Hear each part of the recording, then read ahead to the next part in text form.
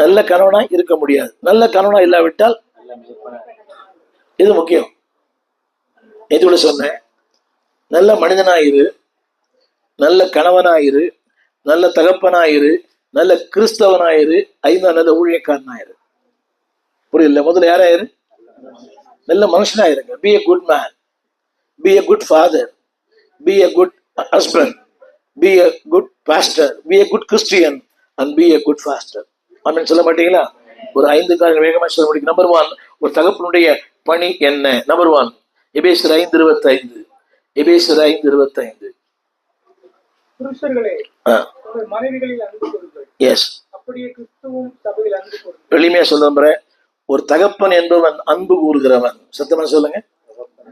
குடும்பத்தை, சபையை, மந்தையை, தனக்கு கொடுக்கப்பட்ட ஆத்துமாக்களை எல்லாம் சொல்லுங்க. Father has to love the family. குடும்பத்தை அன்பு கூறாத எப்படி தகப்பனா இருக்க முடியும்? 5 காரியம் சொல்றேன். கவனிங்க எல்லாரும், கவனிங்க. நல்ல பண்புகள் இல்லாமல் எப்படி நல்ல கணவனா இருக்க, தகப்பனா இருக்க முடியும்? இப்ப சொன்னார், ஆபிரகாம் நோக்கி பாருங்கள். எத்தனை கேரக்டர் சொன்ன பைபிள்ல? எத்தனை கேரக்டர்? 2930 கேரக்டர் இருக்குது. Why God refer Abraham? ஆண்டவர் ஆபிரகாமை சொல்றதுக்கு என்ன காரணம் தெரியுமா? Yes, good qualities. திரும்ப சொல்லுகிறேன், நல்ல பண்புகள் இல்லாமல் நல்ல தகப்பனா இருக்க முடியாது. அப்படின்னு சொல்ல மாட்டீங்களா? இவை சகலக்கலா வல்லவன். நல்லா புரியுதா உங்களுக்கு? இவை வெல் ஏர்னிங் மெம்பரா இருக்கலாம், நல்லா சம்பாதிக்கலாம், எல்லாம் இருக்கலாம். If you don't have a good character, you cannot be a good father. சொல்லுங்க, நல்ல பண்புகள் இல்லை என்றால், சத்தமா சொல்லுங்க, நல்ல தகப்பனா இருக்க முடியாது. இன்னும் சொல்ல போறேன், ஒரு நோக்கம் இல்லாமல் தகப்பனா இருக்க முடியாது. புரிய மாட்டேன். ஒரு தகப்பனுக்கு என்ன பண்ண தெரியுமா?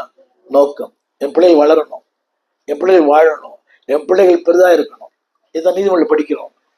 நீதிமொழிகள் படிக்கிறோம். அவள் பிள்ளைகள் எழும்பி அவளை பாக்கியவான் என்பார்கள்.